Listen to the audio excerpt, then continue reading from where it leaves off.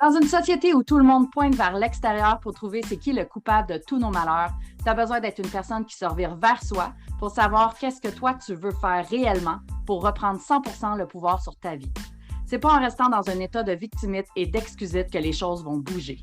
Tu peux avoir du succès dans ta vie personnelle, professionnelle et relationnelle si tu le veux vraiment.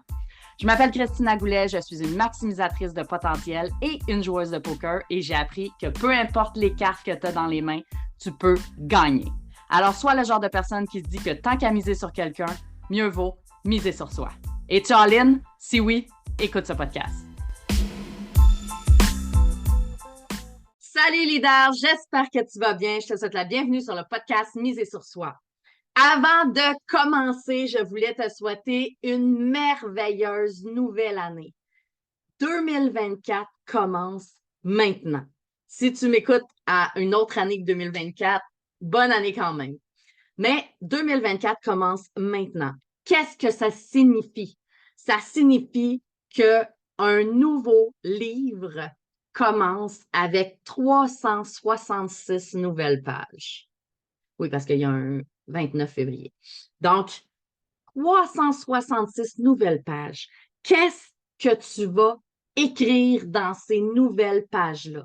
Savais-tu que tu avais la capacité de pouvoir décider ce que tu as envie de mettre dans le livre de ta vie? Il y a plusieurs chapitres. Si on image la vie comme étant des livres, et que chaque année, un nouveau livre sort et que chaque mois est un nouveau chapitre et chaque jour est une nouvelle page. Dans ce cas-là, tu as énormément de choses à écrire. Tu as toutes tes histoires, toutes tes expériences, toutes tes intentions, tous tes objectifs, tous tes rêves, tout ce pourquoi tu crois, toutes tes valeurs, ta mission, ta vision. Tu as tout ça que tu peux étaler au courant de ton nouveau livre.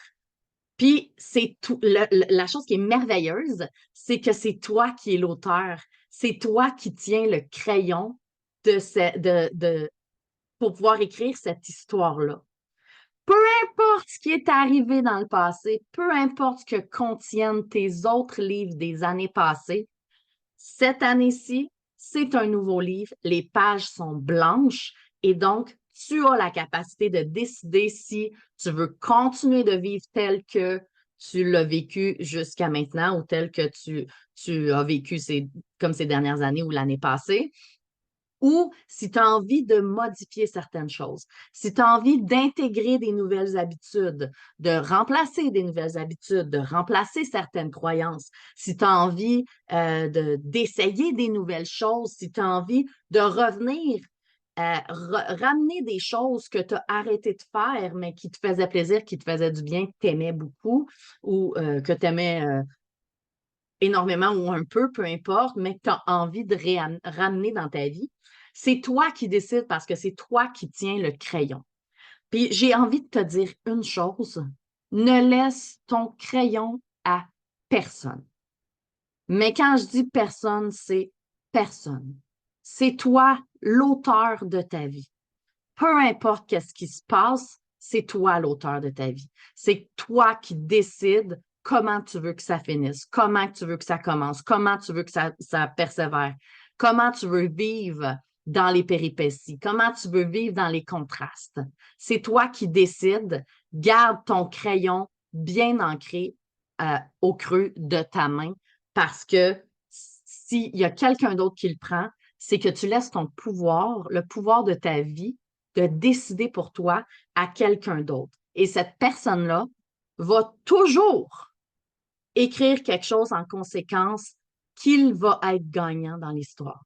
Peu importe que tu sois gagnant ou non, les gens qui prennent le crayon de quelqu'un d'autre pour gérer la vie de quelqu'un d'autre vont toujours le faire en conséquence que eux gagnent. Que tu gagnes ou que tu ne gagnes pas, ce n'est pas important pour eux. Donc, ne laisse ton crayon à personne. Mais quand je dis personne, c'est personne. Ni ton conjoint, ni ton associé, ni le voisin, ni ton père, ni personne, ni tes enfants, personne d'autre que toi. tu peux aller demander de l'aide, tu peux aller demander du mentorat, du coaching, tu peux aller demander d'être accompagné pour certaines choses, mais ne laisse pas ton crayon à cette personne-là. Prends ce que la personne a à t'offrir, offre-y ce que tu veux lui offrir, mais tout en gardant le libre arbitre à la fin. Puis c'est ça ton crayon. C'est le libre arbitre que tu as. C'est la décision finale de qu'est-ce que je vais vraiment écrire dans mon cahier, qu'est-ce que j'ai envie de mettre dans le livre de ma vie. Bien, c'est moi, la personne finale, qui va pouvoir le faire parce que c'est moi qui détiens le crayon. Donc, cette nouvelle année où je te souhaite vraiment de réaliser les rêves que tu as envie de réaliser, d'atteindre les objectifs que tu veux atteindre, d'être la personne que tu as envie d'être, de pouvoir avoir les relations que tu as envie d'avoir, de pouvoir attirer à toi la vie grandiose que tu mérites, puis mérite-la à la hausse, hein? Rêve-la à la hausse et non à la baisse.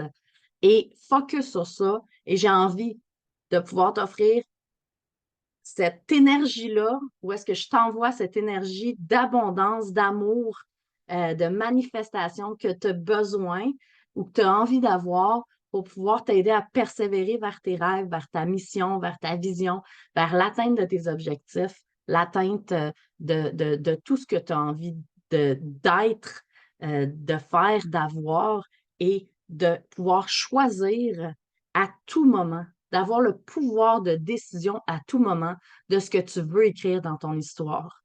Peu importe les situations dans lesquelles tu vas être, peu importe les obstacles que tu vas devoir affronter, peu importe les personnes qui sont autour de toi, que tu choisis d'avoir autour de toi, j'ai envie que tu puisses garder ce pouvoir-là, d'avoir le dernier pouvoir décisionnel. D'être la dernière personne qui fait le choix final sur qu'est-ce que tu écris dans ton livre à toi.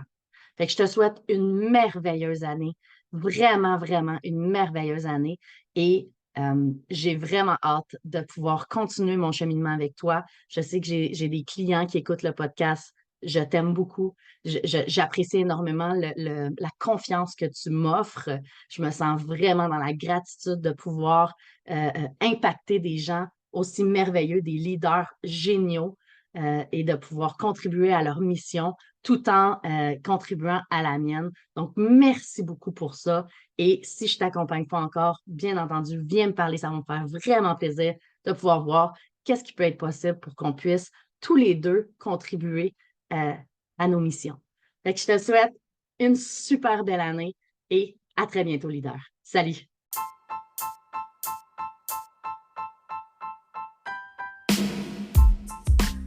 T'as aimé ce que tu viens d'entendre et t'es prêt à être all-in dans ta vie personnelle, professionnelle et relationnelle? Tu veux plus de ressources? Rends-toi au christinagoulet.com et rejoins ma communauté Facebook. Le lien est dans la description. Pour continuer de miser sur toi, assure-toi de t'abonner pour écouter le prochain épisode.